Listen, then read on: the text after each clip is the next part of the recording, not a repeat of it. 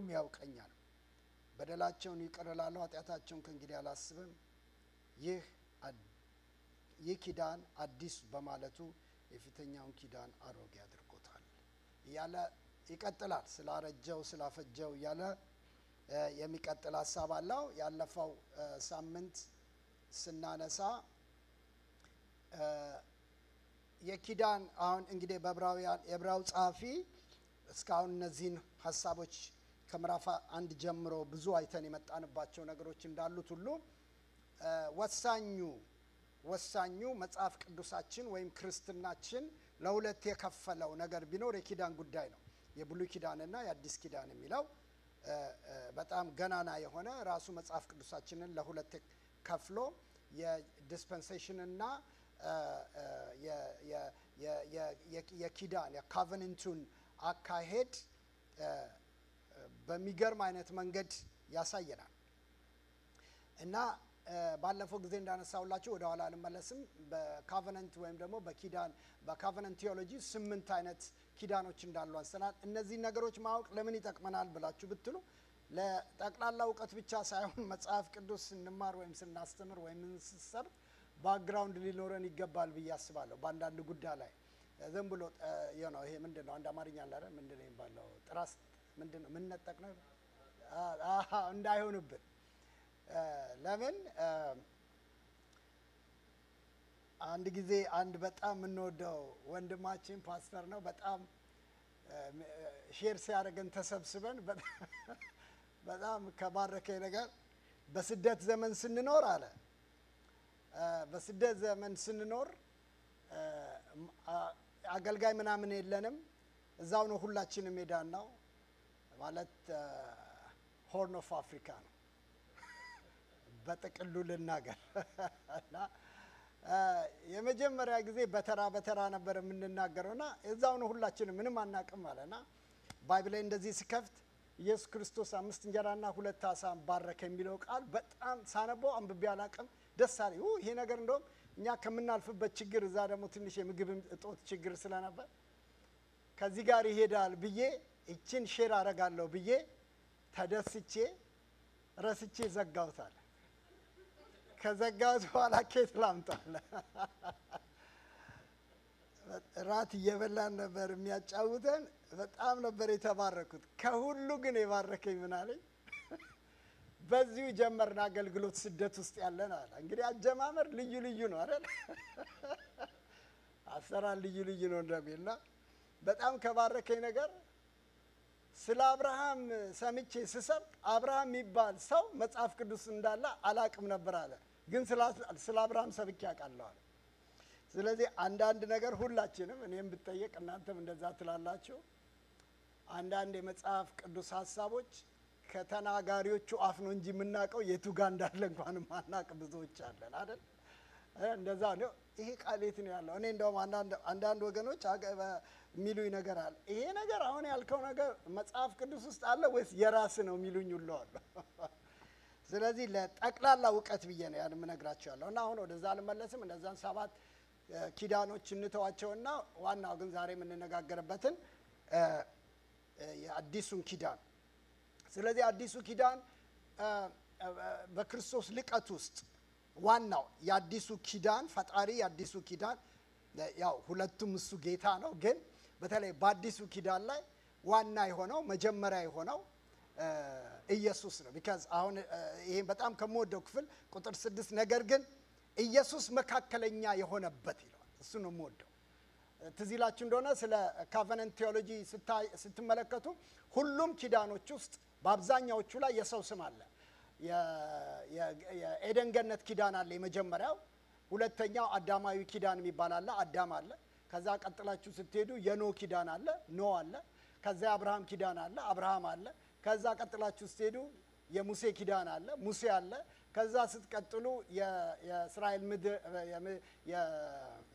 የምድሪቱ ኪዳን አለ ከዛ ደግሞ የዳዊት ኪዳን አለ ስለዚህ ሁሉም ላይ ሰው አለ መካከለኛ የሆኑ ሰዎች አሉ እግዚአብሔር ከነሱ የተነሳ የገባው ኪዳን አለ ለኛ ደግሞ ለአህዛብን ጨምሮ እግዚአብሔር ኪዳንን ጠቅላላ ሰውን ልጅ ሲጠቀልል የዚህ መጽሐፍ መጀመሪያ አብዛው ጻፊ እንደነገረን ኢየሱስ መካከለኛ የሆነበት ኪዳን። እኔ በመጀመሪያ ደረጃ ይሄ ቃል ቢባርከኝ ኢየሱስ መካከለኛ በሆነበት ኪዳን ውስጥ በመገኘቴ ራሱ ደስታል። አሜን።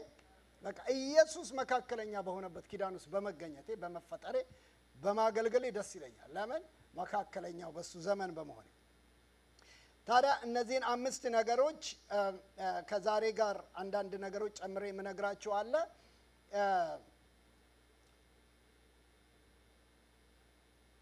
ይህንን ሐሳቦች እነዚህ እንትን ያልናቸውን ከመናገሬ በፊት አንዳንድ ነገሮች ላንሳ። መጀመሪያ ባለፈው ምን ብያችኋለሁ? በሁለት ብንጠቀልለው የብሉይ ኪዳኑን ወይምና የአዲስ ኪዳኑን ብንጠቀልለው የመጀመሪያውን ኪዳን በብሉይ ኪዳን የነበረውን ኪዳን እግዚአብሔር ቃል በአንድ ሰው ሲጠቀልለው በአዳም እንጠቅልለን እንየው ብያችኋለሁ። ከአዳም ውድቀት በኋላ በሆሴዕ ምዕራፍ 6 ቁጥር 7 ላይ የእግዚአብሔር ቃል እንደ አዳም ቃል ኪዳኔን ተላልፏል ይላል። ስለዚህ አዲስ ኪዳን ላይ ኢየሱስ ክርስቶስ የመጀመሪያ ወደ ኋላ ተመልሰን ከአዳም ጀምሮ ያለውን ትውልድ ስንመለከት የእግዚአብሔር ቃል የመጀመሪያው አዳም ይላል። ኃጢአት በአዳም ምክንያት ሮሜ ምዕራፍ 5 ላይ የሚናገረው ኃጢአት በአንድ ሰው ምክንያት ወደ ሰው ከገባ ሁሉም ይሄን ከወረሱ አመጹ በአንድ ሰው ከነገሰ ጽድቁማ እንዴት አብልጦ አይነግስም እያለን የመጀመሪያው አዳም ከአዳም ጀምሮ እስከ ሙሴ ከሙሴ ጀምሮ ውረዱ ኢየሱስ ከመጣበት ጊዜ ድረስ የነበረው ዲስፐንሴሽኑ የተለያዩ ዘመናት ቢኖሩም ስርዓቱ አንዳንድ ስርዓቶች የተለያዩ ቢሆኑም በኪዳን ደረጃ ግን ሁሉም በአንድ ኪዳን ውስጥ ነበሩ። ስለዚህ ኪዳኑን ለሁለት ከፍለን እንየው ብዬ ባለፈው እንደነገርኳችሁ የብሉይ ኪዳን በአዳምን ኪዳንና ሁለተኛው ደግሞ ኢየሱስ መካከለኛ የሆነበትን ኪዳን እንድናወሳ ፈልጋለሁ። ዛሬ ላይ አንድ ነገር ላንሳ። ሮሜ ምዕራፍ 9 ላይ ሂዱልኝ። ከዚህ ጋር በተያያዘ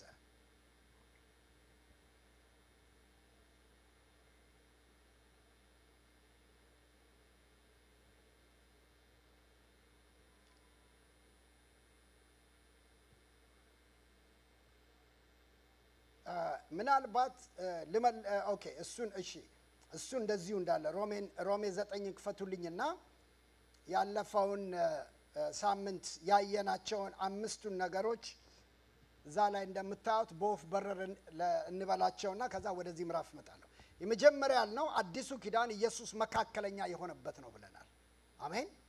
ኢየሱስ መካከለኛ የሆነበት። ሁለተኛ ያልነው አዲሱ ኪዳን አገልግሎቱ ከሌሎቹ የሚበልጥ አገልግሎት ነበር የክርስቶስ። ስለዚህ ነው የኛንም አገልግሎት ከመጀመሪያው ኪዳን በተሻለ ያደረገን። ለዚህ ነው ሐዋርያ ጳውሎስ ይሄን በምሳሌ ተነጋግረናል።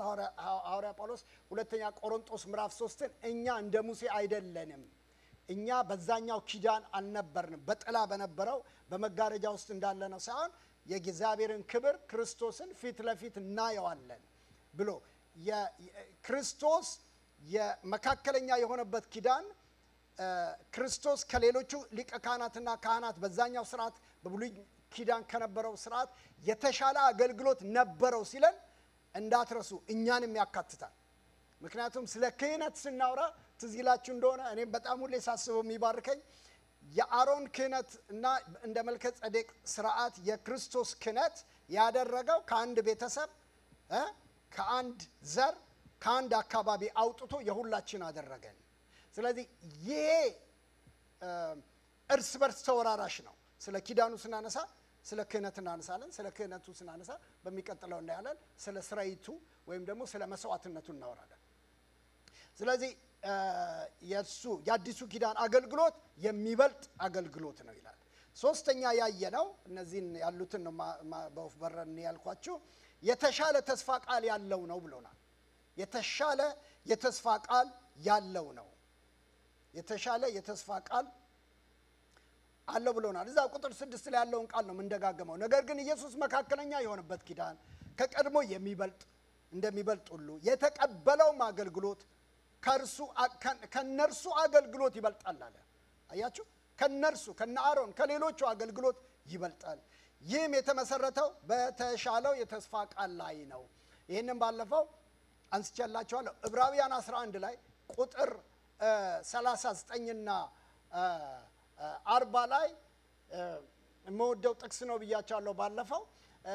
እነዚህ ሁሉ አባቶቻችን ተመስክሮላቸው ሳለ ያለኛ ፍጹማን እንዳይሆኑ እግዚአብሔር ስለኛ አንዳች የሚበልጥ ነገር አስቀድሞ አይቶ ነበር ይላል። አሁን በክርስቶስ መካከለኝነት ለእኛ እንኳን ከቀደመው ኪዳንና ከቀደመው ስርዓት ከህይወት ጀምሮ እስከ አገልግሎት ድረስ የሚበልጥና የተሻለ ነገር ተዘጋጅቶልናል ይላል።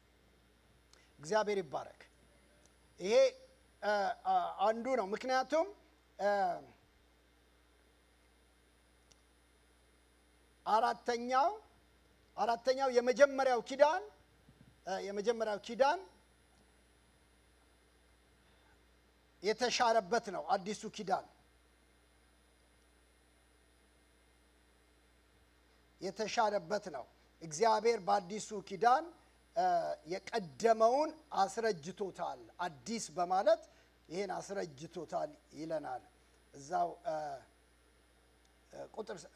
ቁጥር 7 ላይ ታገኙታላችሁ። ቁጥር 13 ላይ ታገኙታላችሁ። ደግሜ አላወራውም፣ እሱም ባለፈው ሳምንት ስለተነጋገር። አምስተኛ ያየነው አዲሱ ኪዳን በውጫዊ ነገር በድንጋይ ላይ የተጻፈ ሳይሆን በሰው ልብ ውስጥ በመንፈስ ቅዱስ የተጻፈ ነው።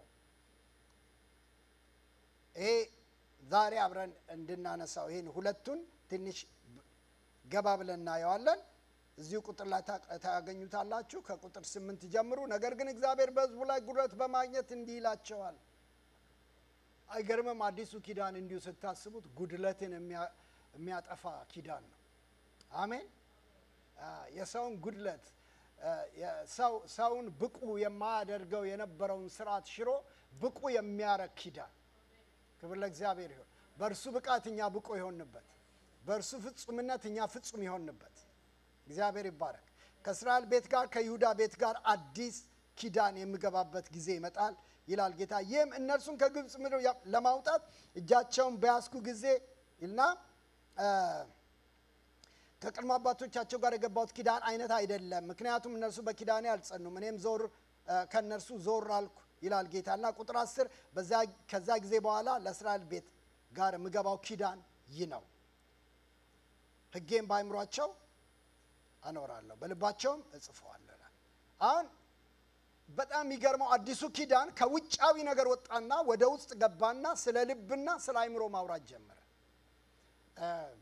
ዛሬ ጊዜ ካለ የአዲሱ ኪዳን አስተምሮት ኢየሱስ ክርስቶስ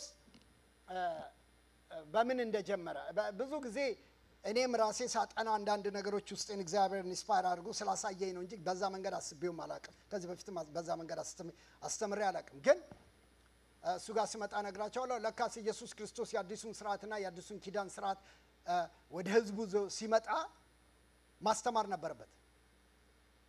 ሰምታችሁኛል? እናንተ አንድ ቦታ ስራ ቦታ ላይ የምትሰሩበት ሁሌ የምትሰሩት ኮምፒውተር ላይ ይሁን whatever ማንኛውንም ስራ ላይ ተቀመጣችሁ ሰዎች እየሰራችሁ ያለ ካምፓኒ ኦርጋናይዜሽኑ አንዳንድ ነገሮች ከለወጠ ያሰራር የተለያዩ ነገሮች ከለወጠ አዲሱን ሲስተም ኢንስቶል አድርጎ ነባር የሆናችሁትን በድሮ ሲስተም ትሰሩ የነበሩትን ሰራተኞች በሞላ ምን ይሰጣቸዋል? ትሬኒንግ ይሰጣቸዋል። ስለዚህ ልክ እንደዛው ኢየሱስ ክርስቶስ በዛ ስርዓት የኖረውን ሰው ህዝብ በዛ መንገድ አስቤው ስለማላቅ ነው። እሱ ጋር ስመጣ ነግራቸዋለሁ። የአዲሱ ኪዳን ስርዓትና አስተምሮት አለው። የብሉይን ኪዳን አስተምሮት አዲስ ኪዳን ላይ ማምጣት አይቻልም። ምን ማለት እንደሆነ በኋላ ስመጣ ነግራቸዋለሁ። ግን ከዛ እነዚህን ሁለት ሐሳቦች ብቻ አንስቼ ነው ወደዚህኛው የምወስዳችሁ። እዚህ ጋር ሲጀምር ጌታ ምን አለ? የስርዓት ሽፍት ማድረጉን የምታዩት በውጫዊ አይደለም። ከዚህ በኋላ በድንጋይ ላይ አይደለም ቀርጸው። ልክ ይሄ ሁለተኛ ቆሮንቶስ ምዕራፍ 3 ላይ ባለፈው አይተናል። እግዚአብሔር በድንጋይ ላይ በአለት ላይ እንደቀረጸው ሳይሆን እግዚአብሔር በልባቸው ላይ እጽፋለሁ። ምን ማለት እንደሆነ ትንሽ ገባ ብለን እናየዋለን። እሱን አሁን ያነሳሁትን አምስተኛውና ስድስተኛውን የስርዓት ለውጥ ያመጣ ነው ይለናል። ምዕራፍ 9 ቁጥር 4 እሱን ላንብብና ቀጥታ ወደሚቀጥለው ሐሳብ ወስዳቸዋለሁ። ምዕራፍ 9 ምዕራፍ 9 ላይ እንሂድና አንድ ክፍል እናንብብ አብረን።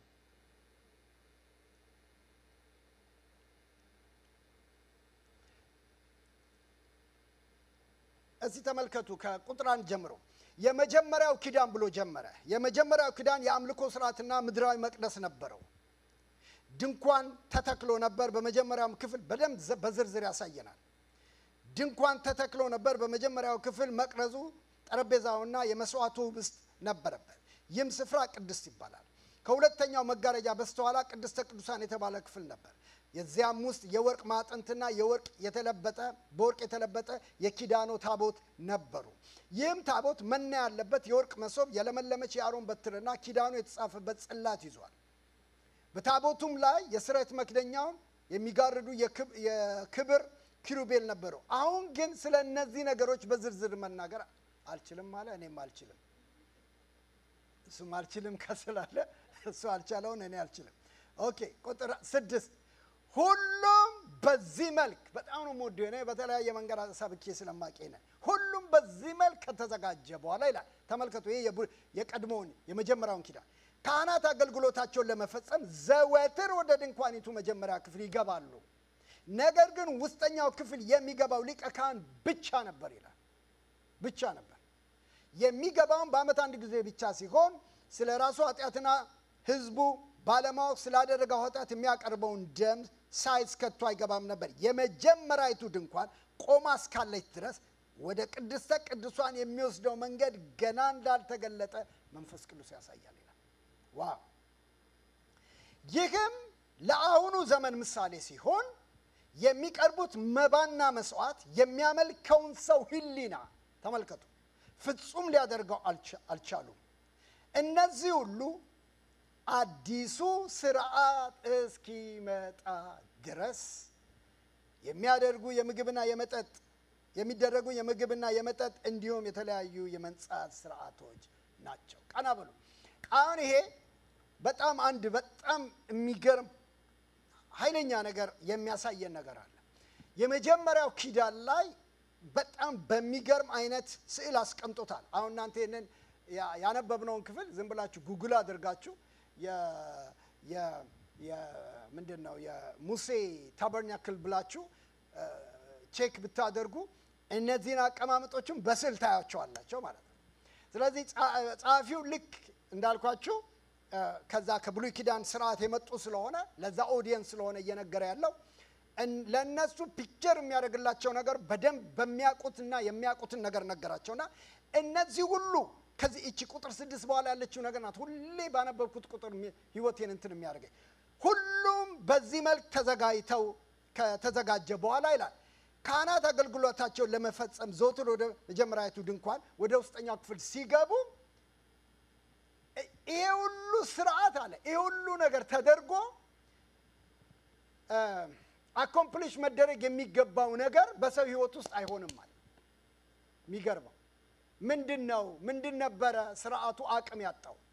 ሥርዓቱ ጉልበት ያጣው ለምንድን ነው? ይሄኛው ሥርዓት ያስፈልገው በክርስቶስ ያለው ሥርዓት የመጀመሪያው ሥርዓት ቁጥር 8 ላይ ሄዶ የመጀመሪያይቱ ድንኳን ቆማ እስካለ ድረስ ወደ ቅድስተ ቅዱሳን የሚወስደው መንገድ ገና እንዳልተገለጠ ምን ያደርገናል? መንፈስ ቅዱስ ያሳየናል። ኦኬ አሁን አንድ ፒክቸር ቶሎ ላሳያችሁ። ይሄ የብሉይ ኪዳን የድሮ ሥርዓት ከሊቀ ካህኑ በስተቀር በአመት አንድ ጊዜ ደም ይዞ ይመጣና ለራሱና ለሚያገለግለው ህዝብ ስርየት ይዞ ወደ ቅድስተ ቅዱሳን ይዞ ይገባል። እሱንም የሚያደርገው በአመት አንድ ጊዜ ነው። መስዋዕቱን በየዕለቱ ያደርግ ነበር ይላል። ስለዚህ የሚገባውም እሱ ነው፣ ሥርዓቱንም የሚፈጽመው እሱ ነው። አሁን ይሄ የሚያሳየን ይላል ዝግ ነው። ዝግ የሆነው ለማን ነው? ለሌሎቻችን ዝግ ነው። እንዲህ አይነት ክብር፣ እንደዚህ አይነት ህይወት፣ እንደዚህ አይነት ሥርዓት ወደ ክርስቶስ ወደ እግዚአብሔር ክብርና ሙላት የመግባቱ ነገር ዝግ ነበር ይላል። ይሄንንም ይኸውላችሁ ወደ ቅድስተ ቅዱሳን እንግዲህ ይኸውላችሁ አይ ቲንክ በየትኛው ክፍል ላይ ስለ ሊቀ ካህናት ስናወራ እንደገና አውርተናል። ትዝ ይላችሁ እንደሆነ የሊቀ ካህኑ አገልግሎት በሚቀጥለው በመስዋዕቱ ላይ አቀርባለሁ ደሙን አንድ ጊዜ በገዛ ደሙ ወደ ቅድስተ ቅዱሳን ስለኛ እኛን ወክሎ ገባ ይልና እኛም እንደዚህ አይነቱ መልህቅ የእምነት መልህቅ አለን ካለ በኋላ ምንድነው ያለን? ሁላችን ከመጋረጃ በስተጀርባ ወዳለው እንገባለን አለ። የእግዚአብሔር በቃ አልቲሜት ፖይንቱ ወይም ደግሞ እግዚአብሔር በክርስቶስ ኢየሱስ ያደረገው ከኃጢአት መንጻት ባሻገር ያደረገው ነገር ክርስቶስ በመስቀል ላይ ሲሰቀል መጋረጃው ተቀደደ ሲለን ይሄ የማይደፈረው ከሊቀ ካህን በስተቀር ማንም የማይገባበት ቅድስተ ቅዱሳን የተደፈረው በክርስቶስ ደም ብቻ ነው። ሚንስ ማንም በክርስቶስ ኢየሱስ ቢሆን አዲስ ፍጥረት ነው እንደሚል ይሄን ክብር እኔ እንደውም በጣም ከሚገርመው ነገር አሮንም ሙሴም ሌሎችም እዚህኛው ኪዳን ውስጥ እዚህኛው ስርዓት ውስጥ የነበሩት ኢየሱስን አላዩትም አይደለም እንዴ? ዮሐንስ 1 የነገረ ምንድነው? በአባቱ ቀኝ ያለው አንድ ልጁ መጥቶ በመካከላችን ክብሩን ገለጠው እኛም አየን ያለው። ስለዚህ ኢየሱስ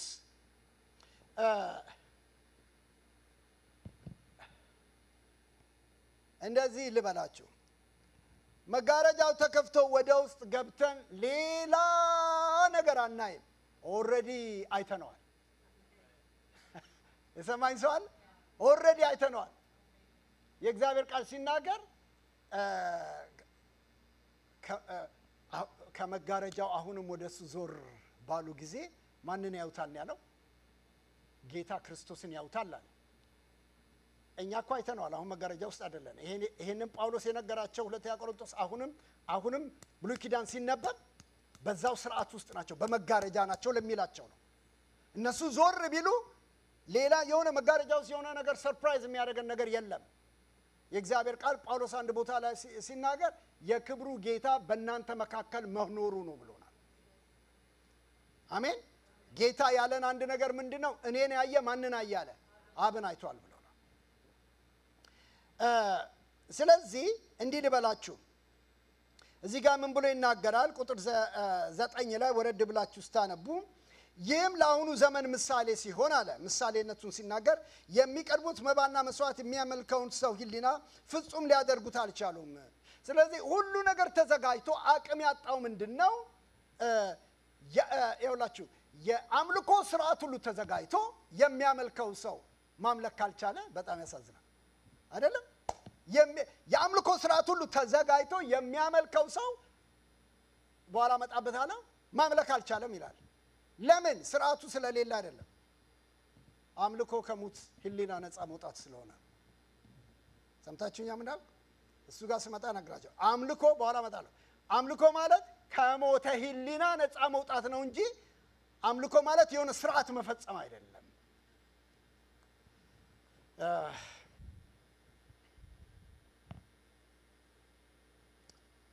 ኦኬ ቁጥር 14 ላይ ቶሎ ሂዱልኝ። አያይዤ አንድ ነገር ልናገርና ወደ ሐሳብ ይመጣል። ቁጥር 14 ላይ ሄደን የሚያብራራ ሌላ ሐሳብ ስለምናገር ቁጥር 14 በዘላለም መንፈስ አማካኝነት ራሱን ነውር አልባ መስዋዕት አድርጎ ለእግዚአብሔር የሚያቀርበው የክርስቶስ ደም ሕያው እግዚአብሔርን ምን እንድናረግ እንድናመልክ ሕሊናችንን ከሞት ስራ እንዴት አብልጦ ሊያነጻን ይችላል። ይሄ በሚቀጥለው ስለ መስዋዕትነቱ ማነሳው ክፍል ነው፣ ግን እንዳልኳችሁ ይወራረሳል ብያችኋለሁ።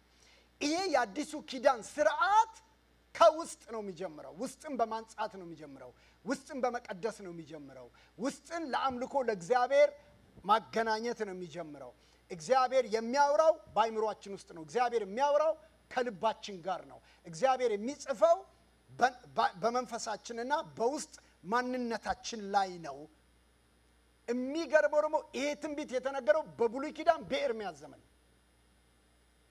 ነቢያት አስቀድመው ስለሚመጣው ኪዳን ተናግረዋል። የእግዚአብሔር ቃል ሲናገር ጌታ መጽሐፍት ሁሉ ስለኔ ይናገራሉ ስላለ ማለት ነው። ታዲያ አሁን ወደ ሮሜ 9 ልመልሳችሁ። እነዚህን ሁለት ሐሳቦች በሚያብራራ መንገድ እንድናየው ፈልጋለሁ። ሮሜ 9 የኔ በጣም አንድ ከሞደው የመጽሐፍ ቅዱስ ሐሳብ ሮሜ 9 ነው።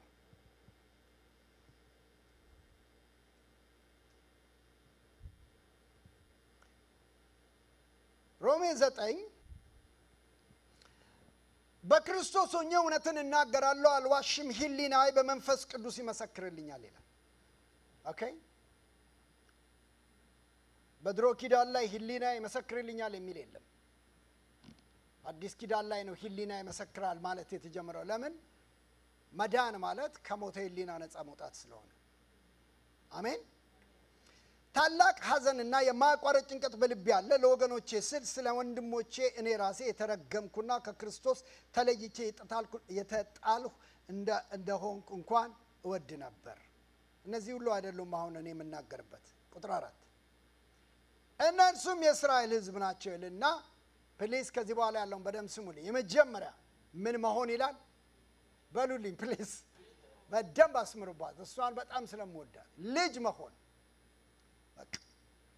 ልጅ መሆን አለ 1 መለኮታዊ ክብር፣ 2 ኪዳን፣ 3 ሕግ መቀበል፣ 4 ቤተ መቅደስ ስርዓት፣ 5 ተስፋ የማን ናቸው?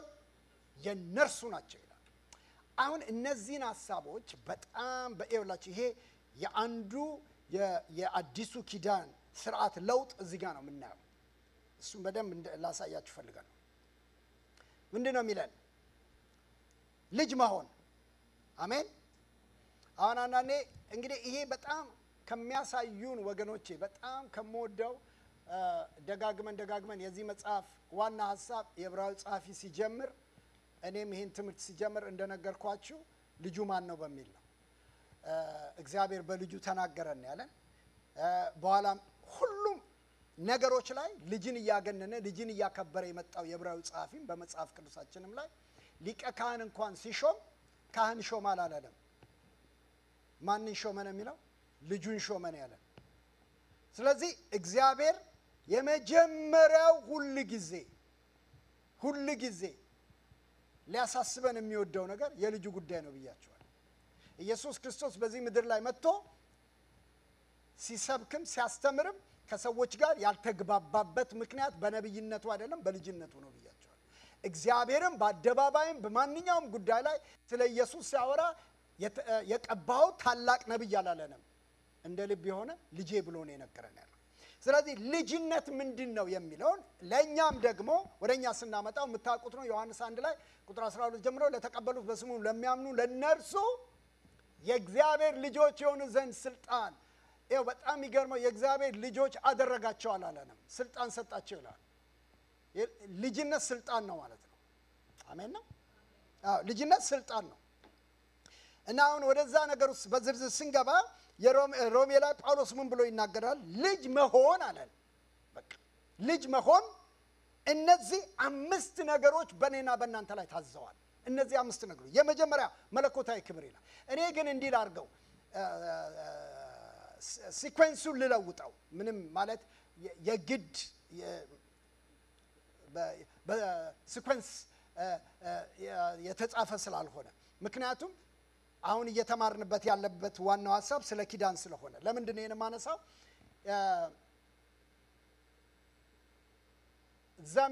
ዘመኑን የለወጠው ወይም ደግሞ አሁን የምናወራውን የሥርዓቱን አካሄድ የለወጠው ኪዳኑ ስለሆነ ማለት ነው። ኪዳኑ ስለሆነ ከዛ በጀምረው ደስ ይለኛል። የመጀመሪያ ልጅ መሆን ኪዳኑ ያንተ ነው ያለ። አሜን። ልጅ መሆን በአዲሱ ኪዳን ስለመሆን ያነሳል።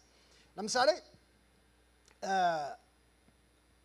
አሁን ያለውን በሞላ እንደ ተቀመጠ መጀመሪያ ብናየው ምንድነው? ሮሜ 9:4 ላይ የሚለው ልጅ መሆን መለኮታዊ ክብር፣ ኪዳን፣ ሕግን መቀበል፣ የቤተ መቅደስ ስርዓት፣ ተስፋ የነርሱ ናቸው ይላል። በእንግሊዘኛው ትርጉም ላይ አንዳንዱ ሐሳብ በጣም ይባርካል። ምን ይላል? የመጀመሪያ መለኮታዊ ክብር የሚለውን ግሎሪየስ ፕሬዘንስ ይለዋል። አንድ ትርጉም ሳለ ግሎሪየስ ፕሬዘንስ ኦፍ ጋድ የልጁ ነው ይላል። ሁለተኛ ኮቨነንት ይላል። ሶስተኛ the giving of the law ይላል። አራተኛ worship and service of God ይላል። worship and service of God 5 ፕሮሚስ ናቸው ይላል። ኦኬ አሁን ይህንን ስንመለከት በኪዳኑ ስንጀምር ኪዳኑ ያደረገው የመጀመሪያው ርቀው የነበሩትን ይላል። ልብ በሉ ርቀው የነበሩትን መጀመሪያ ያደረገው ኪዳኑ ርቀው የነበሩትን ወደ እርሱ አቀረበ ይላል። ምን ማለት ነው? እኛ ማለት ነው። ቀደም ያነሳናቸው በሞላ ኪዳኑ ነው ወደዚህ ያመጣን። ኪዳኑ ነው ወደ መቅደሱ ያመጣን። ኪዳኑ ነው ወደሱ ክብር ያስጠጋል። ኪዳኑ ነው መጋረጃውን ከፍቶ ከሊቀ ካህን በስተቀር ከአንድ ቤተሰብ ከአንድ ወገን በስተቀር ወደ ቅድስተ ቅዱሳን መግባት ወደ እግዚአብሔር ክብር መግባት የማይገባውን ሕዝብ ያመጣን ያስጠጋን ኪዳኑ ነው ይለናል። አሜን ነው። ስለዚህ ይሄ ኪዳኑ ወደ ቅድስተ ቅዱሳን ሲያመጣን በዚህ አሁን ጳውሎስ በሚለው ሁለተኛውን ስንወስድ glorious presence of God የልጆች ነው ይላል። ምን ማለት ነው? እግዚአብሔር ርቀው የነበሩትን በልጁ ኪዳን በደሙ ኪዳን ወደ ቅድስተ ቅዱሳን ወደ ክብሩ ሲያመጣቸው የመጀመሪያው ነገር ሰው ወደዛ ውስጥ ሲገባ የሚያገኘው ምንድነው? የእግዚአብሔር ክብር ነው። ያገኘን እኮ እኛንም ምንድነው? የእግዚአብሔር ክብር። የእግዚአብሔር ክብር ነው በውስጣችን በህይወታችን። በክርስቶስ ደም ይሄ እንዳልኳችሁ ስለ መስዋዕትነት ስናወራ ቀደም ቁጥር 9:14 ጀምሮ ኢየሱስ በገዛ ደሙ ወደ ቅድስተ ቅዱሳን ገባ ይልና እኛንም ወደ ቅድስተ ቅዱሳን ለማስገባት ነው። ስለዚህ ፕሮሚሳችን ተስፋችን ናፍቆታችን አንድ ነው። ከመጋረጃ በስተጀርባ ወዳለው ነገር መግባት ነው አለ። ስለዚህ በጣም የሚገርመው እኮ ልጅ መሆን 24/7 በግሎሪየስ መኖር ማለት ነው። አሜን 24/7 በቃ የሚገርመው ይወላችሁ አንዳንድ ጊዜ እግዚአብሔር ቤት ውስጥ ቆይተን ያገለገልንም እየኖርንም ያለን የምንለማመዳቸው ነገሮች ምንጩ ከየት እንደመጣ ማወቅ እኮ በጣም ወሳኝ ነገር ነው። እንዴ ይሄ እኮ እንደ ሻወር ላያችን ላይ የሚፈሰው የእግዚአብሔር ክብርና ጸጋ በኪዳኑ ደም የተገኘ ነው። አሜን በእኛ ጸሎት አይደለም። በእኛ እንደዛው ናቸው አታውቁም? አንዳንድ ጊዜ በጣም የሚገርመው እኔ እሱን በጣም ኤክስፒሪየንስ እንዳደረጋችሁ አልጠራጠርም። መጸለይ ያልቻላችሁ ለታ መትጋት ያልቻላችሁ ለታ ምንም ማድረግ ያልቻላችሁ ለታ ሆናችሁ በተለያየ ሁኔታ ውስጥ ሆናችሁ አንዳንድ ጊዜ ጸልያችሁ እንኳን የማይፈስ ክብርና ጸጋ ላያችሁ ላይ ወርዶ የሚያክሰቦች እንዳላችሁ እርግጠኛ ነኝ። በጣም ብዙ ጊዜ እስኪ ገርመኝ ድረስ ኤክስፒሪየንስ አድርጌያለሁ እንደዚህ አይነት ነገር ማለት ረጅም ሰዓታት በእግዚአብሔር ፊት ተንበርክኬ በዴፊኒሽን ግሎሪየስ ታይም ነበረኝ ብለን የምንለው ነገር ጠብ ሳይል ምን እንደሰራው ምን ላረግ ያን ሁሉ ሰዓት እንዴት ለምን ከዛ ተነስተ ይሄን ሁሉ ሰዓት ተንበርክከ ተነስተ ጌታ ምን አለ ምን ተሰማ ብትሉኝ ዜሮ። ግን ጸሎት ሂሳብ ማወራረጃ አይደለም። እሱ ገብቶኛል።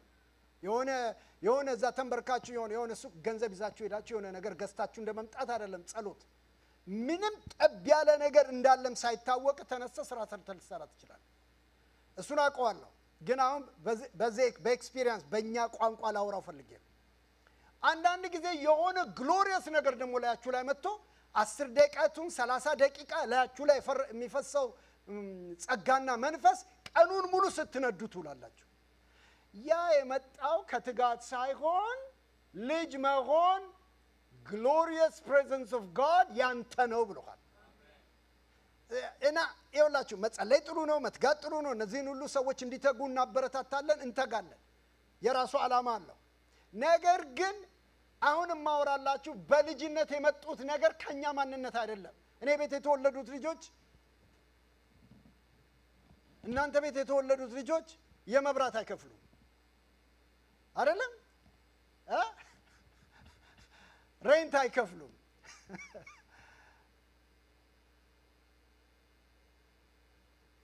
እኛ ድሮ ነው ከዚህ በኋላ አትሊስት አዝቤዛቸውን ራሳቸው መክፈል አለባቸው ስል አማን ትንሽ ፍሪጅ መኝታ ቤቱ ገዝቶ አመጣ አስቀመጠ። አልቀላቀልም ከናንተ ጋር ብሎ ማለት ነው።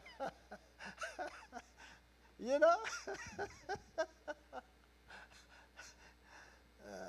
know በጣም ደስ ይላል። ፕሪቪሌጅ እኮ ደስ ይላል። ደስ ይላል እንዴ ድሮ የኢትዮጵያ አባቶች እኮ በጣም ሂስቶሪካል አባቶች ናቸው። አንዳንድ ነገር አለ ግን ድሮ ልጆች ሆነን እናንተም ቤት ሊኖር ይችላል መብራት አባቴ ከውጭ ሲገባ በየቦታው መብራት በርቶ ሲያይ መጀመሪያ የሚናገረውን ቃል አልደግመውም እዚህ ጋር ታቁታላችሁ ሁላችሁም በየሰፈራችሁ እና እናንተማ ምን አለባችሁ ይላል አይደለም? እና በጣም አንዳንዴ ዝም ብሎ ይመጣ አይደለም የተከፈለበት ዋጋ አለ ወገኖች። እኔ አንዳንዴ ሞኝ ነበር። ማን ነው የሚጸልይልኝ እንደዚህ እኔ ሳልጸልይ መንፈስ እንደዚህ የሚወርድብኝ ነበር። አሁን ሲገባኝ አይደለም ኪዳኑ ነው። ወገኖች ኪዳኑ ልጅ መሆን glorious presence of God የእግዚአብሔር ክብር ላንተ ነው ብለዋል። እግዚአብሔር ክብሩን የሰጠው በብሉይ ኪዳን ላይ አንድ ነገር አስተዋወሰኝ አሁን እየተናገርኩ ትዝ ይላችሁ እንደሆነ ዳዊት ታቦት አቢዳራ ቤት በነበረበት ጊዜ እግዚአብሔርን በሳውል ዘመን አልፈለግነውምና ብሎ ታቦቱን ለማምጣት ተነሳና ታቦቱን ሲያመጣ በአዳዲስ ጊደሮች ላይ ምናምኖች ላይ ጫነና አመጣቸው ይላል። የኦዚያን የተቀሰፈው ዛጋ ነው ትዝ ይላችሁ እንደሆነ እና ዳዊት ምን አለ ልክ ይሄ አደጋ ከደረሰ በኋላ ምን አለ እግዚአብሔርን አልፈለግነውምና በስርዓቱ አላደረግንም ብሎ እግዚአብሔርን ልጠይቅ ብሎ ሄዳለ እና በሚቀጥለው ላይ ለምንድነው ኦዚያ የተቀሰፈው ለምንድነው ያ ነገር የሆነው ብላችሁ ስታጠኑ ዳዊት ሲያጠና ዋው አለ። አያችሁ ዳዊት ወታደር ነው ተዋጊ ነው እንዲህ ያለ ነገር አያውቅም። ከቅናት የተነሳ ነው ያደረገው። እግዚአብሔር ግን ክብሩን በበሬ ላይ አይደለም ያስቀመጠው በሰው ትከሻ እንጂ። ስለዚህ ዳዊት ሲያጠና ልክ ትዝ ሲለው በሁለት መሎጊያ ግራና ቀኝ የሚሸከሙ በአራት ቦታ ካህናቶች አመጣና በእነሱ ትከሻ ላይ ያስቀመጠው ይላል። እግዚአብሔር በብሉይ ኪዳን እንኳን ታቦቱን ክብሩን የሚሸከሙ ሰዎች ናቸው ብለው ስለዚህ አሁን ቅድም እንዳልኳችሁ ያሮጌው ስርዓት እንኳን በዚህ ክብር ከሆነ ያዲሱማ እንዴት አይጨምር አለ። ስለዚህ ምን ማለት ነው? ያኔ ታቦቱን የተሸከመ ታቦቱን ወደርሱ ያስጠጋ ሁሉ መለኮታዊ ክብር ያቢዳናረም ቤት እግዚአብሔር ከዳር እስከ ዳር ባረከው ይላል አይደል? ሰውየው ምንም ቤቱ ስለገባ ነው። ቤቱ ታቦቱ ስለገባ በአዲሱ ኪዳን ታቦቱኛ ልብ ውስጥ ነው ያለው። በእኛ ልብ ላይ ነው የጻፈው። በእኛ አይምሮ ላይ ነው የጻፈው። በእኛ መንፈስ ላይ ነው የጻፈው እግዚአብሔር። ያ ኪዳን ያ የኪዳን ለውጥ ልጅነት አመጣ። ያ የኪዳን ለውጥ ክብር በላያችን ላይ አመጣ። ክብር ለእግዚአብሔር ይሁን። በሶስተኛ ደረጃ የምናየው ለአምልኮ የሚቀርበውን ሰው ተመልከቱ። ኪዳኑ አስጠጋው፣ በክብር ውስጥ በቤተ መቅደስ ክብር ውስጥ ወደ ቅድስተ ቅዱሳን ክብር አስገባው። ሶስተኛው ያደረገው ነገር እግዚአብሔር ምንድነው? ሕጉን በልባቸውና በአእምሯቸው ላይ ጻፈ ይላል። ትዝ ይላችሁ እንደሆነ ልጅ መሆን ምንድነው ብለናል? አንደኛው መለኮታዊ ክብር፣ ሁለተኛው ኪዳን ነው አለ። ትንሽ ለየት የሚያደርገው ምንድነው? ሕግን መቀበል ሲለን የእግዚአብሔር ቃል የአዲስ ኪዳኑ ላይ ምን ብሎናል? ሳይለውጠው አንድ ነገር አለ። ሕጌን በልባቸው ጽፋለሁ አለ፣ በአእምሯቸው ላይ አትመዋለሁ አለ። ይሄን የአሮጌውን ኪዳን አይደለም ወይም ያኛውን የሞት ሕግን አይደለም በእኛ ልብ ላይ እየጻፈ ያለው ወይም የጻፈው የአዲሱን የመንፈስን አሰራርና በኋላ መጣበታለሁ የአዲሱን ኪዳን ስርዓት ነው በእኛ ልብ ላይ የጻፈው። ስለዚህ ነው የእግዚአብሔር ቃል ሲናገር ሮሜ 12:1 ላይ ሮሜ 12:1 ላይ በአዲሱ በተለይ በአዲሱ ትርጉም ላይ በጣም ይገርመኛል። ሁለቱንም ወደዋለሁ፣ ግን የአዲሱ ትርጉም ምን ይላል? እንግዲህ ወንድሞቼ ሰውነታችን ቅዱስና እግዚአብሔርን ደስ የሚያሰኝ ሕያው መስዋዕት አድርጋችሁ ታቀርቡ ዘንድ በእግዚአብሔር ርኅራኄ እለምናችኋለሁ። ይኸውላችሁ ይሄ አቀራረቡ የዛ የኦልድ ቴስታመንት አይነት ስርዓት ይመስላል። ሲጀምር ሲናገር ሰውነታችሁን ቅዱስና እግዚአብሔርን ደስ የሚያሰኝ ሕያው መስዋዕት አድርጋችሁ ታቀርቡ ዘንድ አለ። ርኅራኄ እለምናችኋለሁ። ይህም እንደ ባለ አእምሮ የምታቀርቡት ምናችሁ ነው አለ? አምልኳችሁ ነው አለ። አምልኳችሁ ነው። ይህ እንደ ባለ አእምሮ የምታቀርቡት ምናችሁ ነው? አምልኳችሁ ነው። ስለዚህ አምልኮ በተቀደሰ አእምሮ ሕያው በሆነ መንፈስና አእምሮ ሙት ባልሆነ አእምሮ በእግዚአብሔር ፊት መቅረብ እንደሆነ ይነግረናል። እሱ ጋር መጣበታለሁ። ቁጥር 2 መልካም ደስ የሚያሰኝ ፍጹም የሆነውን የእግዚአብሔርን ፈቃድ ምን እንደሆነ ፈተናችሁ ታውቁ ዘንድ በአእምሯችሁ መታደስ ተለወጡ እንጂ ይህንን ዓለም አትምሰሉ ይለናል። ስለዚህ እግዚአብሔር ቃል እየነገረን ያለው ምንድነው? ኪዳኑ አቀረበን። ኪዳኑ ወደ ቅድስተ ቅዱሳን አገባን። በቅድስተ ቅዱሳን ያገኘን የእግዚአብሔር ክብር ነው። ከዛ በቅድስተ ቅዱሳን ያገኘን ያ የእግዚአብሔር ክብር ብቻ አይደለም። እግዚአብሔር ቃል ሲናገር ምን አለ? ባይምሯቸው ውስጥ አለ። የሚገርም ነው። እግዚአብሔር በክብር ውስጥ ሲያገኘን እኔ ምንድነው ፒክቸር የምታደርገው በሉኝ። እግዚአብሔር ቃል I will imprint my laws upon their heart and I will inscribe them in their minds. በልባቸው ውስጥ አትመዋለሁ፣ ባይምሯቸው ውስጥ እቀርጸዋለሁ የሚል ቃል አለ። ይሄ ቀርጸዋለሁ የሚለው ቃል አቤት አቤት አቤት አቤት አቤት አቤት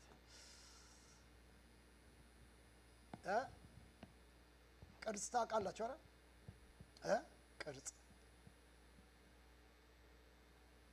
ቀራጮች ድቡልቡል ድንጋይ ያመጡና ከድቡልቡል ድንጋይ ውስጥ የሰው መልክ ይቀርጻሉ። መጀመሪያ ድንጋዩን ስታዩት ድንጋይ ነው፣ ድቡልቡል ድንጋይ፣ አራት ማዕዘን ወይ ድቡልቡል እና ከዛ ድቡልቡል ድንጋይ ውስጥ ግን ሲቀርጹ በአንድ እጃቸው መሮ በአንድ እጃቸው መዶሻ ይዘዋል፣ ቅርጹን ለማውጣት ማለት ነው። እግዚአብሔር በኪዳን ያቀረበንን ሰዎች ያስገባን ሆነ ክብሩ ሙላት ነው። ወደ ክብሩ ሙላት ያገኘንን በክብሩ ሙላት ውስጥ ስንገባ እግዚአብሔር ምንድነው የሚያደርገው? በልባቸው ላይ ባይምሯቸው ላይ ኢምፕሪንት አደርገዋለሁ፣ ቃሌን አትመዋለሁ ይላል። ይሄ አማርኛው ቃል ቀርጸዋለሁ የሚለው ቃል በጣም ደንገጥም የሚያደርገኝ ምንድነው መሰላችሁ? በጣም ብዙ ስራ አለው ማለት ነው። ተሰባብሮ ከላያችን ላይ የሚራገፍ የሚወጣም ነገር አለ ማለት ነው። because አምልኮ ከአይምሮ ጋር የተያዘ ስለሆነ ወዴት እየሄድኩ እንዳለ ገብቷቸዋል። ስለዚህ አሁን ቶሎ ብዬ ወደ እዚህኛው ሐሳብ ቶሎ ላምጣችሁና ልጅ መሆን ሌላው በስርዓት መኖርን ይናገራል። ይሄ የአዲሱ ኪዳን ስርዓት እንደሆነ ይናገራል። አንደኛ ጢሞቴዎስ ምዕራፍ 3 ቁጥር 14ን ይውልኝ። ይህን ትእዛዝ እጽፍልሃለሁ፣ ይህንንም የምጽፍልህ በእግዚአብሔር ቤት እንዴት መኖር እንዳለብህ ታውቅ ዘንድ ነው ይላል። አንደኛ ጢሞቴዎስ 3:14 ይህንን ትእዛዝ እጽፍልሃለሁ፣ ይህንን የምጽፍልህ በእግዚአብሔር ቤት እንዴት መኖር እንዳለብህ ታውቅ ዘንድ ነው ይላል።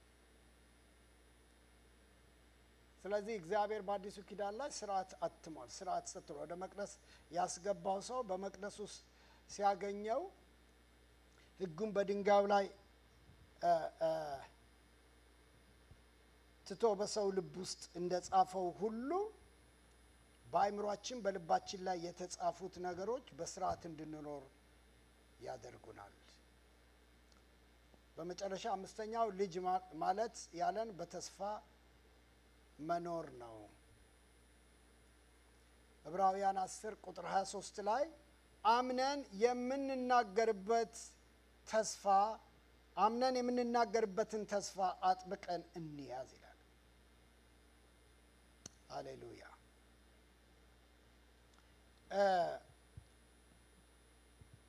ኦኬ ሌትስ ጎ ባክ ቱ እንትን ምንድነው ዕብራውያን ምዕራፍ 8 እንመለስና ከመጨረሴ በፊት እነዚህ ነገሮች እንያቸው።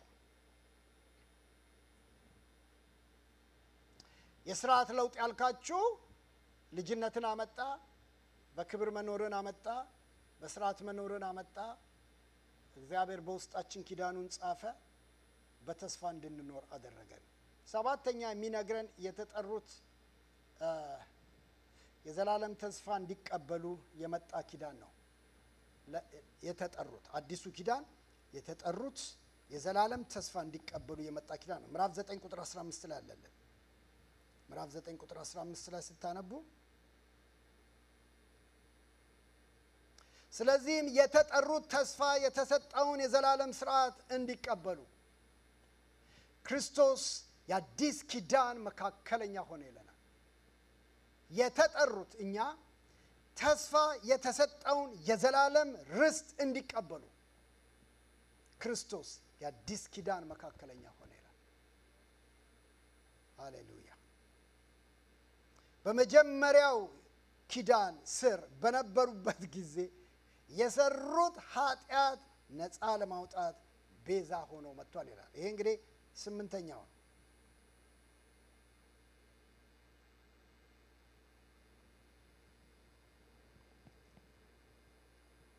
ባረገው ኪዳን ስር ሆነው ኃጢአት የሰሩት ሰዎች ነፃ የሚያወጣ የቤዛነት ኪዳን ነው ይለናል። አሜን። አዲሱ ኪዳን በክርስቶስ ደም የጸና ነው። ኪዳን ሁሉ በነገራችን ላይ በኋላ ወደ የሚቀጥለው ስለ መስዋዕት በሚቀጥለው ሳነሳ ነው ማነሳው። መስዋዕቱ ከሌሎች መስዋዕት የሚበልጠው ኪዳን የሚጸናው በደም ነው እንደሚለው መጽሐፍ ቅዱስ። ኪዳን የሚጋቡት ሰዎች የተለያዩ እንስሳት አርደው የሚገቡት ኪዳን የደም ኪዳን ነው። ስለዚህ ነው ጌታችን ኢየሱስ ክርስቶስ ጳውሎስ አንደኛ ቆሮንቶስ ምዕራፍ 11 ብዙ ጊዜ ቤተክርስቲያን ውስጥ የጌታ ራስ ስንወስድ ተደጋግሞ ጌታ የተናገረውን ቃል የምናነበው ለዚህ ነው። ይህ የአዲስ ኪዳን ደሜ ነው ይላል። ይህ የአዲስ ኪዳን ደሜ ነው። እግዚአብሔር ከኛ ጋር የገባው ከልጁ ጋር የገባው ኪዳን ከኛ ጋር የገባው ኪዳን የደም ኪዳን ነው።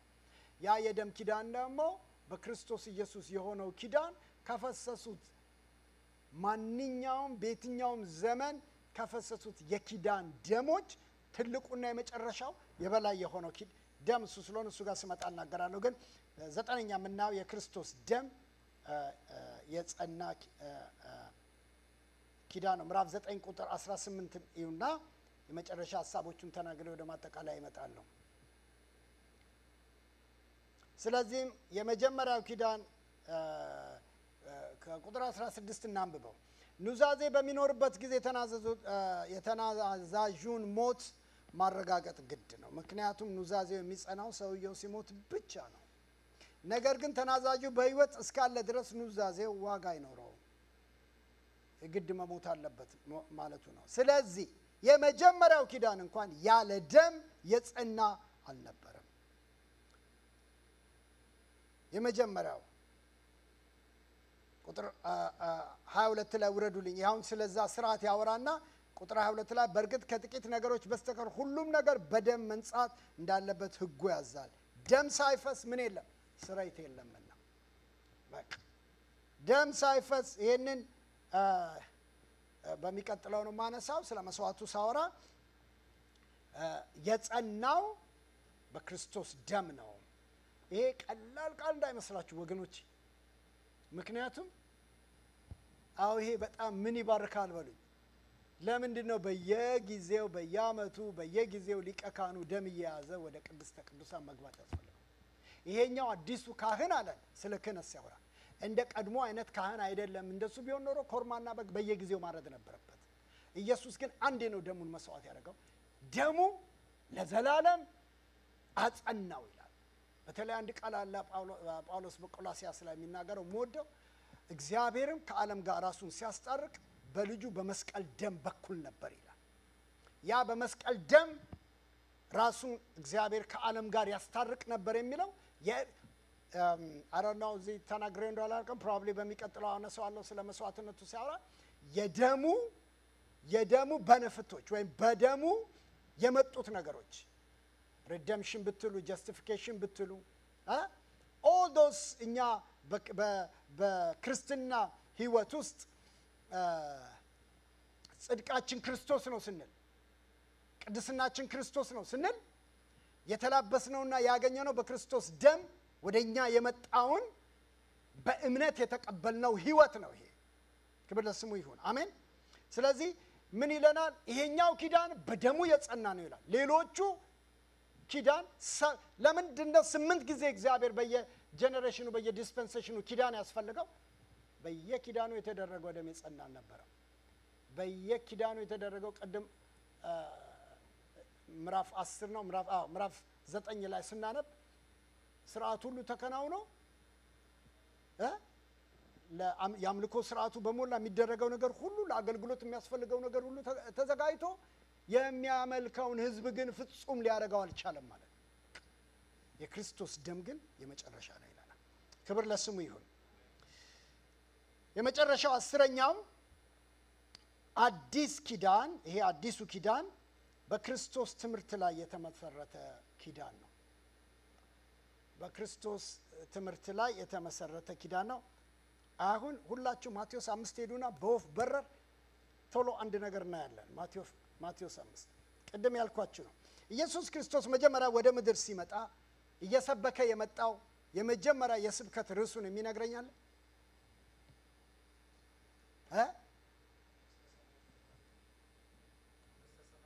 ጌታ ይባርክ።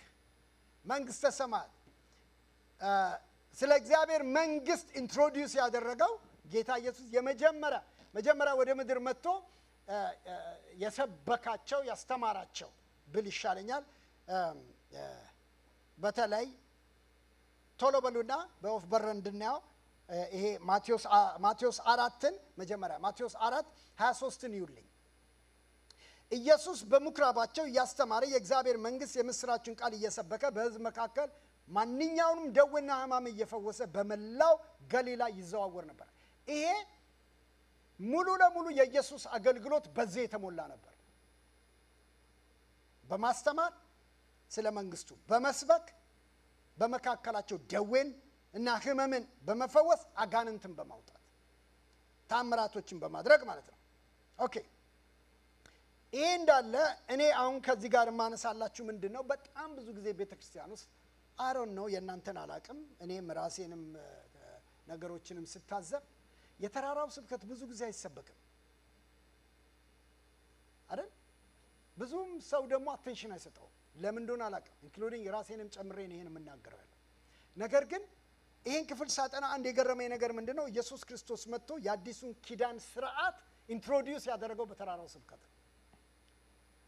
ልብ በሉ በዚህ በኦልድ ቴስተመንት በአሮጌው ኪዳን ውስጥ ለነበረው ህዝብ የመጀመሪያው ኪዳን ስለ አዲሱ ኪዳን ኢንትሮዲዩስ ሲያደርግ አስተምሮቱ አዲስ ነበር፣ አደራረጎች አዲስ ነበሩ፣ ስርዓቶቹ አዲስ ነበሩ። በወፍ በር ቶሎ እንበል። አንደኛ ሂዱልኝ እዛው ምዕራፍ 5 ላይ ቁጥር 23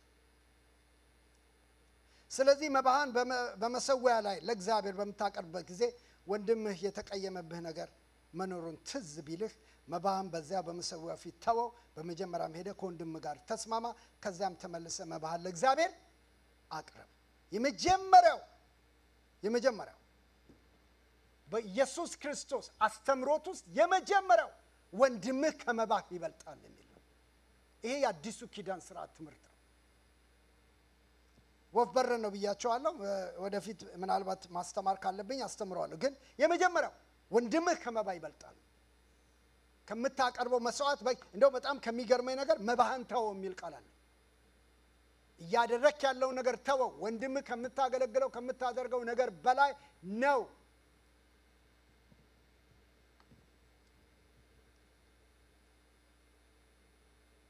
ኦኬ ቁጥር 7 ላይ ሄዱልኝ ቶሎ በልና አታመንዝር እንደተባለ ሰምታችኋል።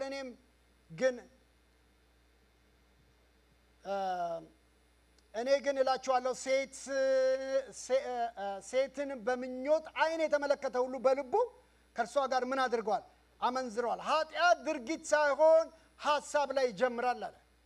ይሄ አዲሱ ኪዳን አስተምሮት ነው። ሐሳብና አይምሮህ ንጹህ ሊሆን ይገባል። እውነተኛ አምልኮ እርሱ ነው እያለው ልብ በሉ። ኢየሱስ አሁን ስለ አዲሱ ኪዳን ስለ እግዚአብሔር መንግስት ሲያስተምር የተናገራቸውን ነገሮች ነው። ቁጥር 34 ላይ ቶሎ በሉልኝ። እኔ ግን ፈጽሞ አትማሉ እላችኋለሁ፣ በሰማይም ቢሆን አትማሉ እግዚአብሔር ዙፋን ነውና፣ በምድርም ቢሆን አትማሉ የእግዚአብሔር የእግሩ ማረፊያ ናትና፣ በኢየሩሳሌም አትማሉ ታላቁ ንጉሥ ከተማ ናትና። ቁጥር 34 ላይ ውረዱልኝ ነው 37 ላይ ውረዱልኝ። ስለዚህ ስትናገሩ ቃላችሁ አሁን ከሆነ አሁን፣ አይደለም ከሆነ አይደለም ይሁን። ከዚህ ውጪ የሆነ ሁሉ ከክፉ የሚወጣ ነውና ቃላችሁ እና ህይወታችሁ አንድ ይሁን ይላል። የምታምኑትን በህይወታችሁ ውስጥ የማታምኑትን ሰው ለምንድን ነው ሰው የሚምለው? እንዲታመን ነው አይደለም? አሁን እነዚህን ነገሮችን ማነሳላችሁ አንድ ሰው ጌታን ሲቀበል በህይወት ውስጥ ወደ አዲሱ ኪዳን ስርዓት ሲገባ መጀመሪያ ኤክስፒሪየንስ የሚያደርጋቸው የተራራውን ስብከት ነው። ሁላችንም ኤክስፒሪየንስ ያደርጋል። እንደ በጣም ተመናፍሰን አገልጋይ ሆነን ምናምን ሌላ ነገር ውስጥ ገብተን አንዳንድ ነገሮች በጣም ስለሰለጠንን ሊሆን ይችላል እንጂ ስንጀምር ግን እነዚህ ናቸው በህይወታችን ላይ የሆኑት ያለው እነዚህ ነገሮች ነው ኤክስፒሪየንስ ያደረግነው። ግልጽ ነው አይደል ማለት? ኦኬ ቁጥር 39 ላይ ሄዱልኝ። እነዚህ አስተምሮቶቹ ናቸው ሲጀምር የተናገረው። ቁጥር 39 እኔ ግን እላችኋለሁ ክፉ አድራጊውን ሰው አትቃወሙት፣ ነገር ግን ቀኝ ጉንጭን ለሚመታው ሌላውን ጉንጭን ደግሞ አዝሩለት። አንድ ሰው እጅ ጠባብን ሊወስድ ቢከስህ ካባህን ጨምረህ ስጠው። አንድ ሰው 1 ኪሎ ሜትር ተኩል የሚያህል ርቀት እንድትሄድ ቢያስገድድህ እጥፍ መንገድ አብረው ምን በል። አቤት እናንተ አሁን ይህንን ማድረግ የጀመርነው ጴንጤስ እንደሆነ አይደለም? ምን ነው እርግጠኛ አይደላችሁ እንዴ? በጥፊ የሚላችሁን ነው እናንተ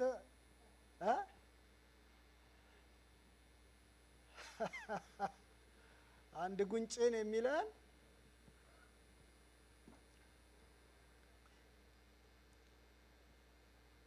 ሲምፕሊ የእግዚአብሔር ቃል የእግዚአብሔር ልጆች ባህሪ ለክፉም ለመልካሙም በፍቅር ኑሩ እያለ ነው። ይሄ የአዲሱ ለምንድን ነው የምታነሳው ብትሉኝ በጣም አመናፍሰናቸው ብዙውን ነገሮች ኤሌመንተሪ የሚመስሉትን ጌታ መጀመሪያ የኪዳኑን የእርሱን ትምህርት ኢንትሮዲዩስ ሲያደርግ ያስተማራቸው እውነቶች ስለሆኑ ምዕራፍ 6 ላይ ሄዱልኝ ቶሎ በሉና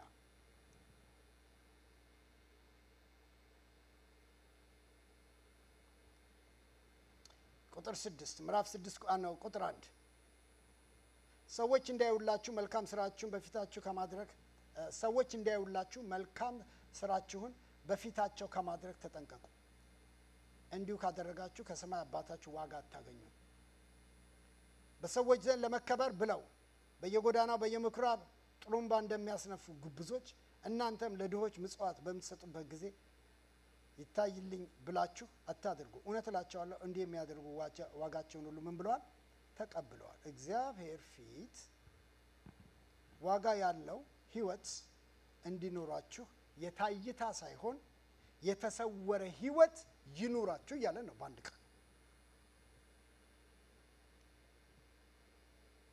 እግዚአብሔር የታይታውን ሳይሆን የተሰወረውን ህይወት ያያል። ልብ ብላችሁ አሁን ያነበብናቸው ነገሮች በሙሉ አይታችሁ እንደሆነ በመጀመሪያው ኪዳን ውስጥ እነዚህ ነገሮች ሁሉ በውጫዊ ስርዓት ድርጊት የሚታዩ ናቸው። አሁን ግን ጌታ ሁሉን ነገር ወደ ውስጥ ከተተ አይደለም? ግልጽ ነው አይደል? ማውራው ሁሉን ነገር ወደ ውስጥ ከተተ። ይኸውላችሁ 6ኛ ታች ውረዱ ተመልከቱ። ሰወረ ወደ ውስጥ ከተተው። ቁጥር 5 ላይ ሄዱልኝ። ስትጸልዩ እንደ ግብዞች አትሁኑ፣ እነሱ ለሰዎች ለመታየት ሲሉ በምኩራብና በየመንገዱ ማዕዘን ላይ ቆመው መጸለይ ይወዳሉ። እውነት እላችኋለሁ ሙሉ ዋጋቸውን ተቀብለዋል። አንተ ግን ስትጸልይ ወደ ክፍል ወይም ወደ እልፍኝ ምን በል ግባ፣ በሩንም ዘግተህ በስውር ወዳለው አባትህ ጸልይ። በስውር የተደረገውን የሚያይ አባትህ ዋጋህን ምን ያደርገዋል? ይከፍልሃል። ትክክለኛ በእግዚአብሔር ዘንድ ተቀባይነት ያለው ጸሎት ወይም ህይወት በስውር የሚደረግ ነው እያለን ያለው። ጸሎት የግብዞች ህይወት መገለጫ ሳይሆን ሰው ልብ በሉ አሁንም ጌታ ወደ ውስጥ ይከተዋል። 16 ቁጥር 16 ላይ ሄዱልኝ ቶሎ በሉና ስትጾሙ እንደ ግብዞች አትጠውልጉ፣ እነርሱ መጾማቸው እንዲታወቅላቸው ሆነ ብለው በፊታቸው ላይ የሐዘን ምልክት ያሳያሉ። እውነት እላችኋለሁ እንዲህ የሚያደርጉ ዋጋቸውን በሙሉ ምን ብለዋል? ተቀብለዋል። ስትሰጡ፣ ስትጾሙ፣ ስትጸልዩ ይልና ግብዞች አትሁኑ። ግብዝነት እያለ የሚለን ያለው ምንድነው? ለታይታ የሚደረግ ነው።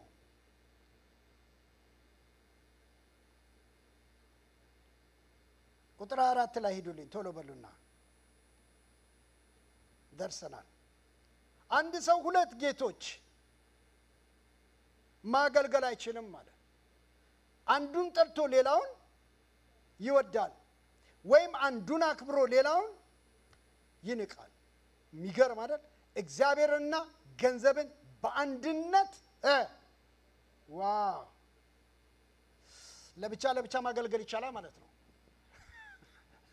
ሰምታችሁኛም እንዳል ይሄ ቃል የሚለው በአንድነት ማገልገል አይቻልም ብሎ ለብቻ ማገልገል ይቻላል በአዲሱ ኪዳን ውስጥ ነው ምኖረው የሚል አንድ አማኝ የኪዳኑ አካሄድና ጌታ የዚህ የአዲሱ ኪዳን አሰራርና አደራረግ አካሄድ ይሄ ነው ብሎ ከነገረን ለሁለት ጌቶች መገዛት አትችሉም እግዚአብሔር ቤት ስትኖሩ አንዱን ጠልታችሁ አንዱን ተወዳላችሁ ጌታ ብሎ ያለው ሰይጣንን አይደለም ለገንዘብና ለእግዚአብሔር ልትገዙ አትችሉም ይላል ዋው ኦኬ ቁጥር 32 ላይ ሄዱልኝ አሕዛብ እነዚህ ነገሮች ሁሉ ለማግኘት ይጨነቃሉ የሰማይ አባታችሁ እነዚህን ሁሉ ለእናንተ የሚያስፈልጋችሁን ያውቃል ከሁሉ አስቀድማችሁ ግን የእግዚአብሔርን መንግስትና ጽድቁን እሹ እነዚህን ሁሉ ይጨመሩላችኋል ስለዚህ ለነገ በማሰብ አትጨነቁ የነገ ጭንቀት ለነገ ይደር እያንዳንዱ ዕለት የራሱ በቂ የሆነ ችግር አለ አስቀድማችሁ የእግዚአብሔርን መንግስት ሁሉ ፈልጉ ለጭማሪው አትኑሩ ነው የሚለን ጌታ አሜን ለጭማሪው አትኑሩ ምዕራፍ 7 ቁጥር 1 እያንዳንዳችሁ በማንም ሰው ላይ አትፍረዱ በምትፈርዱበት ወይም አይነት ይፈረድባቸዋል በምትሰፍሩበት መስፈሪያ ይሰፈርባቸዋል ስለ ፈራጁ እንደዚህ ብሎ ይናገራል በአይን ውስጥ ያለውን ግንድ ሳትመለከት በወንድም አይን ያለውን ጉድፍ ለማየት ለምን ታያለህ በአይን ውስጥ ግንድ እያለ የወንድምህ አይን ውስጥ ያለውን ጉድፍ ላውጣልህ ማለት እንዴት ትችላለህ አንተ ግብዝ አስቀድመ በአይንህ ውስጥ ያለውን ግንድ አውጣ ከዚያም በወንድም አይን ውስጥ ያለውን ጉድፍ ለማውጣት አጥርተህ ታያለህ ይኸውላችሁ እኔ በጣም ሰርፕራይዝ ካደረገኝ ሁለት ነገሮች በተራራው ስብከት ጌታችን ኢየሱስ ክርስቶስ ይህን ትምህርት ኢንትሮዲዩስ ሲያደርግ ደጋግሞ in every fashion የሚያነሳው ግብዝነት ነው means ለታይታ የሚደረጉ ነገሮች በተለይ ይሄኛውን ስለ ፍርድ ሲናገር በጣም የሚገርመኝ ነገር ምንድነው እኔ እንደው ምን አልኩ ዋው ይሄ ቃል የተጋነነ እስከሚመስል ድረስ ብያለሁ ማለት እንዴት ነው ግንድ ሰው አይን ውስጥ የሚገባው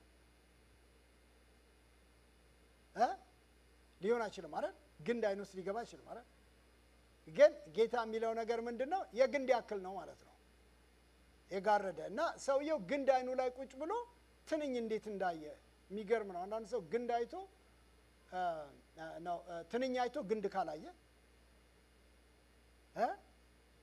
እንደ ማለት ነው ኦኬ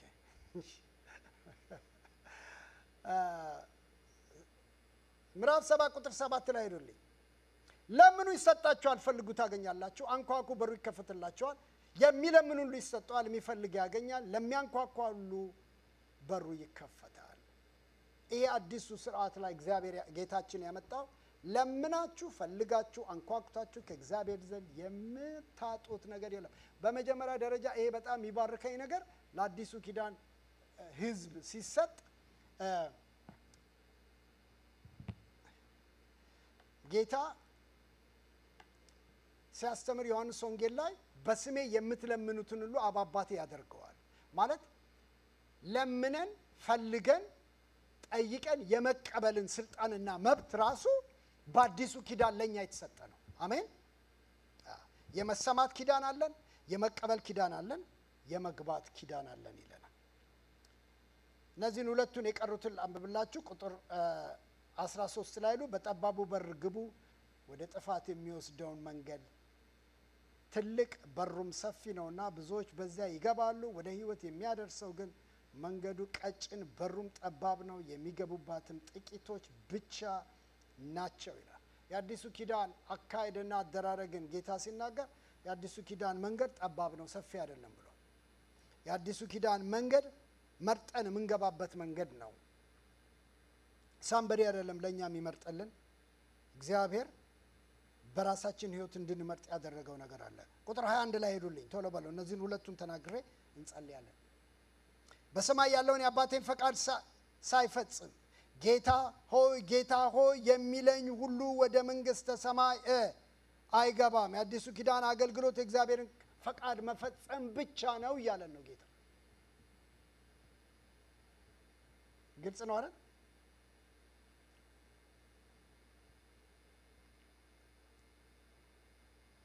ቁጥር 4 የመጨረሻው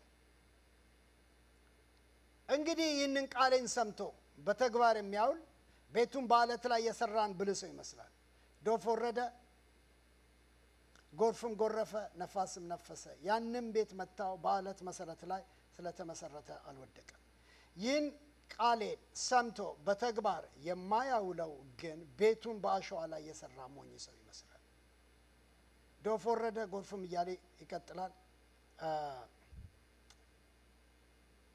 ቁጥር 8 ኢየሱስ ማስተማሩን በፈጸመ ጊዜ ህዝቡ በትምህርቱ ተደነቁ ይላል የመጨረሻው 14ኛ ነው እኔ በኔ ቁጥር በማንኛውም ነገር ውስጥ ጸንታችሁ መቆም እንድትችሉ ብቻ ሳይሆን የአዲሱ ኪዳን ውስጥ ቃሌ የበላይ ነው እያለን ነው ቃሌ የበላይ ነው እያለን ነው ይሄንን ቃል ልበልና ልጨርስ ልብ ብላችሁ እንደሆነ በመጀመሪያው ኪዳን በብሉይ ኪዳን ላይ ኪዳን ብለው ሲጀምሩ ሙሴ በዛ ኪዳን ውስጥ ለነበሩት ሰዎች ከእግዚአብሔር ዘንድ የሕጉን ቃል አምጥቶ ህዝቡ በምን አይነት ስርዓትና አግባብ መመላለስ እንዳለበት በዚህ ሕግ መሰረት መኖር እንዳለባቸው በሙሴ በኩል መጣ ኢየሱስ ሕግ አይደለም ይዞልን የመጣው አስተማራቸው ነው ያለው ሰምታችሁኛል ሰበካቸው አስተማራቸው ነው የሚለው ያለው ይሄ ትምህርት ምንድነው አሁን ያነበብነው ነገር በጣም ብዙ ጊዜ ቤተክርስቲያን ውስጥ ይሄ የተራራው ስብከት ተብሎ እኔ ለምን ያን ያክል ቦታ እንዳልሰጠነው አላቀም ለምን ብላችሁ ግን ሁላችሁም ይሄን በደንብ እንድትሰሙ ይፈልጋል የሚያወራው ነገር በሞላ ግብረገብ ነው ሰምታችሁኛም እንዳል ግብረገብ ነው ያለው ግብረገብ ነው ህይወትን የሚለውጥ አካይድን የሚለውጥ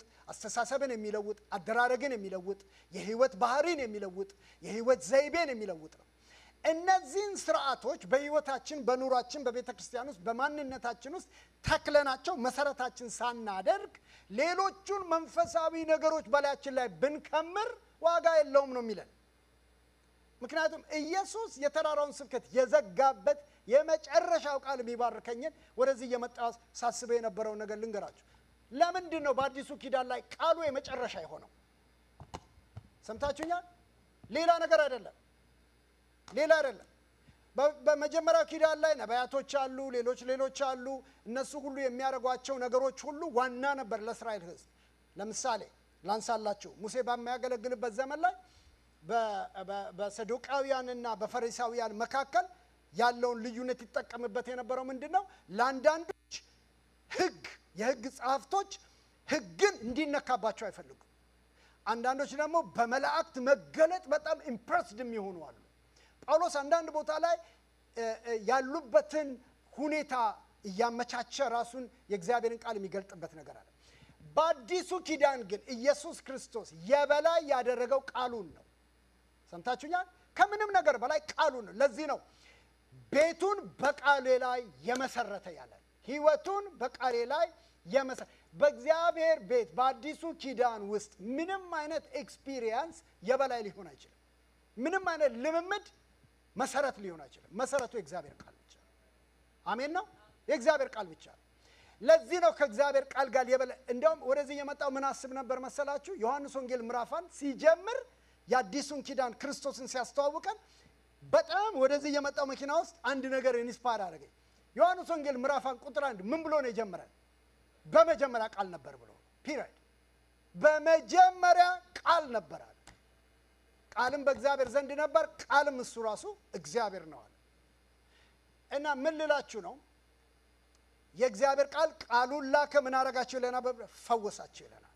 ከእግዚአብሔር ቃል ጋር ያለን ነገር ይሄንን ለምንድን ነው ከኪዳን ጋር ማውራት ያስፈለገ ብትሉኝ፣ ሙሴ ይመራ የነበረውን የአሮጌውን ኪዳን በሕዝቡ ላይ አተመባቸው፣ ሰጣቸው በድንጋይ ጽፎ። የእግዚአብሔር ቃል ሲናገር ከሕዝቤ ጋር አዲስ ኪዳን እገባለሁ፣ እሱንም በአእምሯቸው በልባቸው ላይ እጽፋለሁ። አሁን በወፍ በረር ያነበብናቸውን እነዚህን የተራራውን ስብከት ቤታችሁ ሲደግማችሁ አንብቡ። ግብዞች አትሆኑ የሚለንን ነገር ዛሬ ቤተ ክርስቲያን ውስጥ ለዘመናት ቆመን የምናገለግል ሰዎች ከነዚህ ነገሮች ነስተናል አይደለም? ምን ነው ዝም አላችሁ? በጣም ብዙ ነገር የሚጠይቁን ነገሮች አሉ። በጣም ብዙ። ሁሉም አሁን ያነበብናቸው ጌታ የአዲሱ ኪዳን ስርዓት ያለውን ሽብሸባችንን አይደለም፣ ትንቢታችንን አይደለም፣ መዝሙራችንን አይደለም፣ ሌላ ነገራችንን አይደለም። የህይወት ስርዓት ለውጥ መምጣት አለበት ነው። ጴንጤን እኔና እናንተ ሰው ማማት የሚባለው ነገር አይደል? እግዚአብሔር ይባርከን። አንዋሽም፣ አንሰርቅም ማለት እነዚህን ብንዘረዝራቸው አትሊስት እነዚህን ነገሮች የሚያደርጉ ሰዎች ይወቀሳሉ። ለምን ይወቀሳሉ? ለምን እንወቀሳለን? መባህን ቁጭ አድርግና ወደ ወንድም ሂድ፣ መባህን ተው።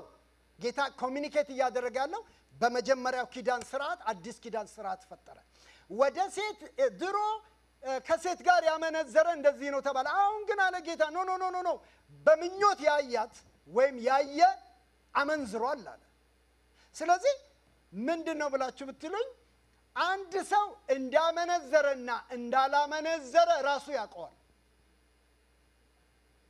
ግልጽ ነው ማለት ያየበት እይታ መንፈስ በውስጡ ላይ ስላለ። ለምን የአዲሱ ኪዳን ስርዓት በልብህና በአይምሮ ላይ ነው አልተጻፈው። ሰንበዴ አይደለም የሚነግርህ። እጅ ጭኖ ፓስተሩ ዛሬ የሆነ ነገር አይተ አመንዝራል አይልህም። ራስህ ነው የሚነግርህ። የሚወቅስ ያለው ውስጥ ነው ያለው። ይሄ የተራራውን ስብከት ብለን የምንለው ለእኔ የአዲሱ ኪዳን ስርዓት ነው። ግልጽ ነው የማወራው። የአዲሱ ኪዳን ስርዓት ነው። ይሄ ግብረ ገባችን ነው። ይሄ መሰረታችን ነው። እነዚህ ነገሮች አንድ ሰው እውነቴን ልንገራችሁ ራሴን ጨምሮ ማንም ሰው ህይወቱን ኤቭሪ ናው ኤንድ ዜን ኤቫሉዌት ማድረግ ከፈለገ ማንም ሰው ህይወቱን በእግዚአብሔር ቃል መመርመር መፈተሽ ምን ማድረግ ከፈለገ go back and study, go back and read የተራራውን ስብከት እየደጋገም አሁን ያወጣቸው እኔ የምችላቸውን ያክል ማቴዎስ ወንጌል ከ5 እስከ 7 ነው ያሉት በሞላ። ከዚህ በኋላ ጌታ ወደ ፈውስ ነው የገባው። ከዚህ በኋላ ጌታ ታምሮ ወደ መስራት ነው የገባው። ለምን? በሰዎች ህይወት ውስጥ ያደራረግ የስርዓት የህይወት ለውጥ የሚያመጣው አስተምሮቱ ስለሆነ ጌታ ይባረክ። ተነስተን እንጸልያለን። ሃሌሉያ